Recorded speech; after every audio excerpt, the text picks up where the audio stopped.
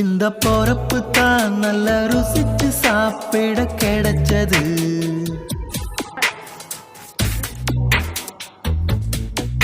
அத நினைச்சுத்தான் மன உலகம் முழுவதும் பறக்குது.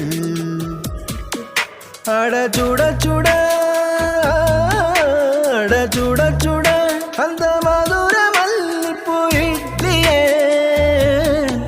மீன் குழம்புல கொஞ்சம் புரட்டி சாப்பிட எச்சினு ஊறுது உள்ளுக்குள்ள. இந்த பொறப்பு தான் இந்த பொறுப்பு தான் நல்ல ருசிச்சு சாப்பிட கிடைச்சது.